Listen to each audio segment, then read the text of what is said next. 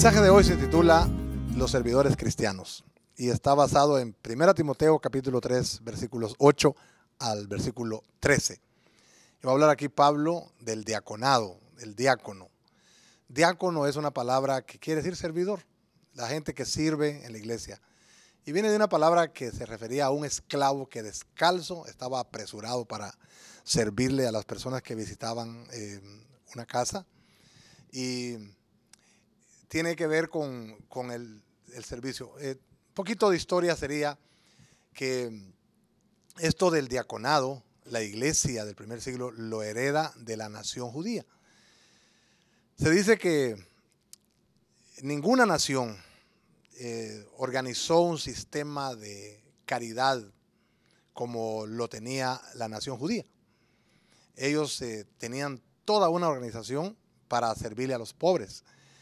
Y organizaron ese asunto del diaconado para recaudar fondos, víveres para la gente pobre, pero lo canalizaban a través de la sinagoga, hoy diríamos a través de la iglesia. No era un asunto que, claro, la gente ayudaba uno al otro, pero ellos preferían canalizarlo a través de la sinagoga. Cuando la iglesia se organiza, la primera iglesia de Cristo, siglo I, ellos heredan ese sistema organizacional caritativo y sacan lo que es el diaconado para hablar de las personas que sirven en la iglesia. Pero al hablar de servidores, también debemos de decir que es la idea, lo que se desea es que todos nosotros lleguemos a servirle al Señor, ya sea en puestos de liderazgo en una iglesia como en nuestra vida rutinaria. Pero que todos nosotros los cristianos tenemos que tener cualificaciones, tenemos que tener características que representen dignamente al Señor en el lugar en donde estemos. Vamos entonces a decir que cuando se organiza el diaconado, el servicio, el ministerio cristiano, primero están los ancianos, o diríamos hoy los pastores, las personas que están más arriba encargados de la obra. Después siguen los que ayudan a los ancianos, los que ayudan a los ministros, y luego está la congregación en sí. Todos debemos de tener el deseo y es nuestro deber servirle al Señor.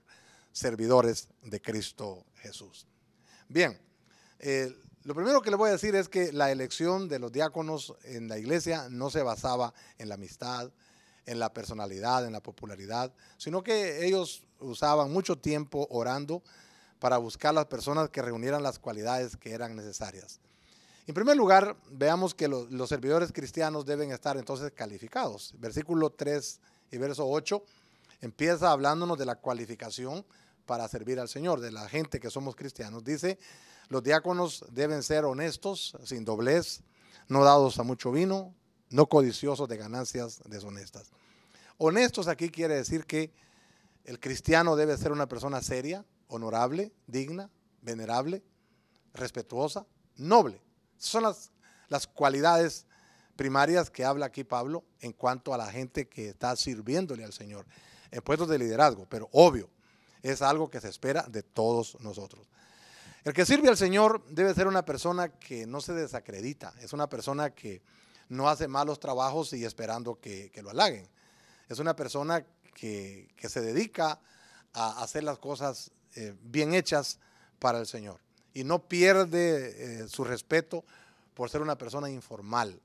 Tiene que ser una persona seria. Con eso no estamos diciendo que tiene que ser una persona que no se ríe o que no cuenta chistes o que no se divierte, sino que tiene un compromiso serio con Cristo y con la iglesia. Las preguntas son aquí. ¿Es usted una persona honesta? ¿Es usted un cristiano honesto? ¿O solamente mostramos una religiosidad exterior?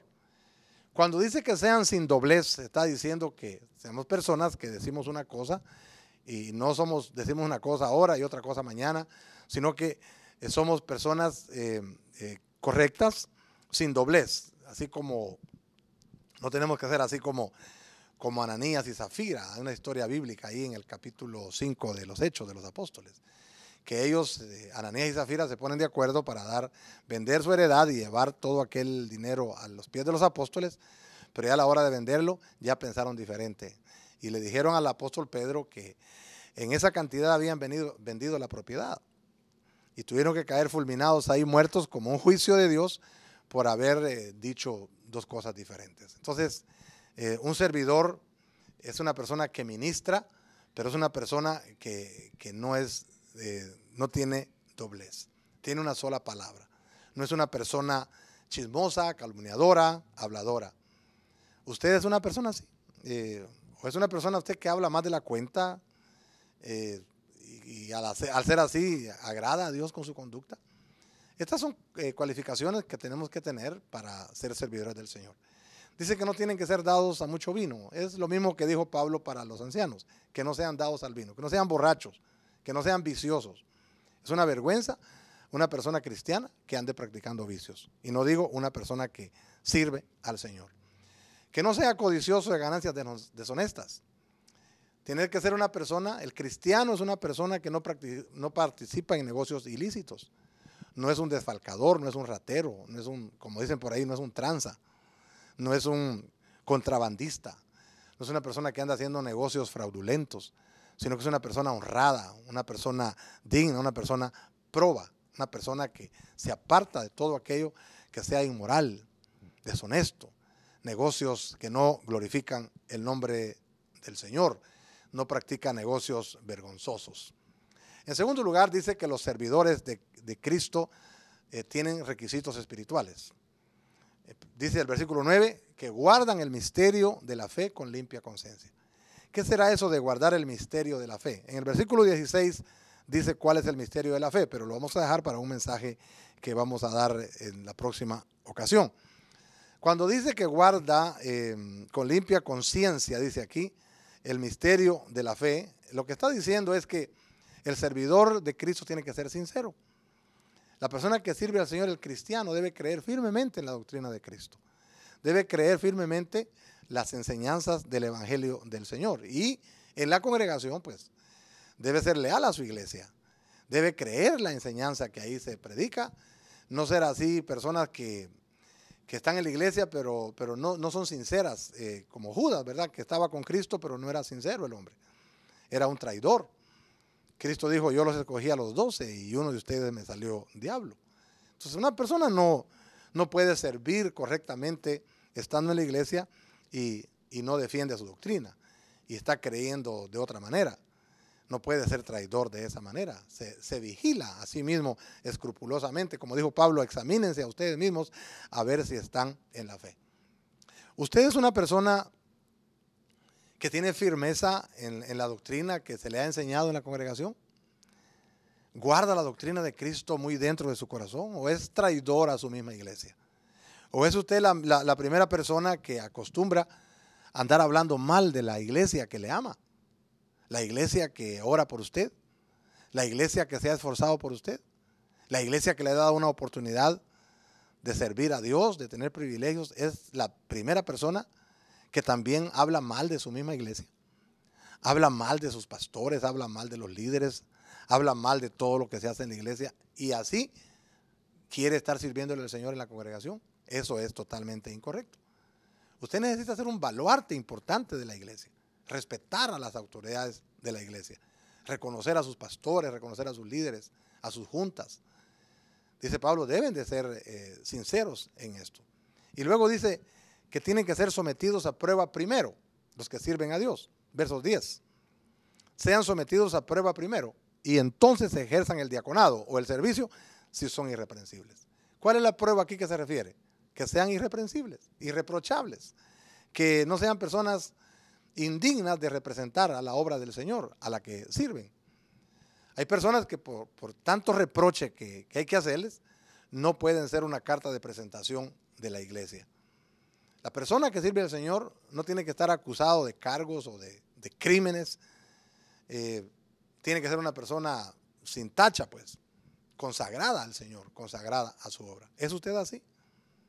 La consagración aquí no significa largura de días, sino que significa una vida de veras intachable, leal delante de Dios. Y luego dice que los servidores cristianos tienen también requisitos familiares. Las mujeres, así mismo, sean honestas. Las mujeres aquí es, en primer lugar, las mujeres de los que sirven al Señor. El cónyuge, pues. Ahora tenemos, al principio eran los los hombres que estaban al frente y las mujeres tenían que estar calladitas ahí en la congregación, pero ahora vemos cómo la mujer tiene tanto liderazgo. Entonces igual, el cónyuge, una mujer que tiene liderazgo, su cónyuge debe ser honesto. La mujer del servidor tiene que ser honesta, no calumniadora, tiene que ser sobria, fiel en todo. Los hombres dicen que tienen que ser maridos de una sola mujer y que gobiernan bien sus hijos y sus casas. Lo que está diciendo aquí es los servidores en ese tiempo tenían que tener esposas ejemplares. Esposas ejemplares. Necesitaban los servidores del Señor un cuadro de amor marital, compromiso con el Señor. Una mujer que fuera tan fuerte en el Señor como lo era él. Una mujer honesta, formal, honorable, respetable, noble, como dije hace un momento. No calumniadora, no traficante de escándalos. Igual, si es la mujer la que es la líder, la lideresa, el hombre debe tener esas cualidades, que no sea un difamador, que el cónyuge pues no sea difamador, que no sea el primer reportero de la iglesia. Y cuando dice marido de una sola mujer es porque en ese tiempo existía mucho la poligamia en la cultura. El que un hombre tuviera 2, 3, 4, 5 mujeres era de lo más común. Claro, la mujer no podía tener más que un marido, pero el hombre sí podía tener varias. Pablo dice, esa es la cultura que nos está rodeando. Pero el servidor cristiano debe ser ejemplo en su hogar. Tiene que ser ejemplo de moralidad. Tiene que ser esposo de una sola mujer.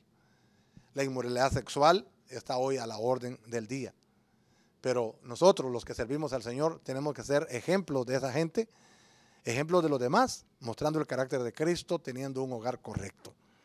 Dice que deben de gobernar bien a sus hijos y a sus casas. Es decir, el servidor de Cristo debe ser ejemplar en cómo lidera su hogar, cómo lidera sus hijos, cómo los enseña. Por eso el que sirve a Cristo debe de tener un compromiso también con la enseñanza, por el ejemplo en primer lugar, y luego en la palabra enseñada verbalmente. En cuarto lugar, nos habla aquí de los servidores cristianos y sus resultados. Dice el verso 13, que los que ejercen bien el diaconado ganan para sí un grado honroso y mucha confianza en la fe que es en Cristo Jesús. Qué bonito. Dice aquí que los que sirven al Señor de pronto, pues no se les sea aquí remunerado, ¿verdad? Fulano está sirviéndole al Señor en la iglesia y gana tanto la hora. O fulano o la fulana sirve en grupo familiar o en escuela bíblica, lo que fuera, y está ganando tanto la hora. No, son servicios voluntarios en la iglesia, ministerios que Dios despierta. Pero dice aquí que lo que sí gana, y mucho más que el dinero, reputación, respeto en la iglesia, posición delante de la iglesia. Qué bonito es llegar a ser una persona amada, querida en la congregación, respetada. Pero no solamente gana posición delante de la gente en la iglesia, sino también posición delante de Dios. Gana mucha confianza de la iglesia y mucha confianza delante de Dios. Qué bonito. ¿Se imagina usted el tener el reconocimiento de Dios, el respaldo de Dios, la bendición de Dios por servirle a Él con todo el corazón? Los mejores galardones no los recibimos en esta tierra por servirle a Dios. Los mejores galardones los recibimos de parte de Dios. Entonces, en resumen, los servidores de Dios, dice aquí, deben ser honestos, sin doblez, no dados al vino, no codiciosos, de limpia conciencia, irreprensibles, maridos de una sola mujer, que gobiernan bien a sus hijos y gobiernan bien a su casa. No nos habla en primer lugar de la preparación académica o de las funciones, pero sí nos habla de la reputación de los ministros, de la reputación que debemos de tener los hijos de Dios, de la ética personal, de la moralidad, de los hábitos, de la madurez espiritual. Es lamentable que hayan personas que le sirvan al Señor y tienen terribles hábitos, terribles conductas. Necesitamos entregar el dominio de nuestra vida al Señor para que Él sea el Señor de nuestra vida, para que Él permee nuestras almas y manifestemos así las cualidades de un buen cristiano. Recuerde que para Dios es más importante la calidad de carácter, la madurez, que las capacidades y los talentos. Esas vienen después.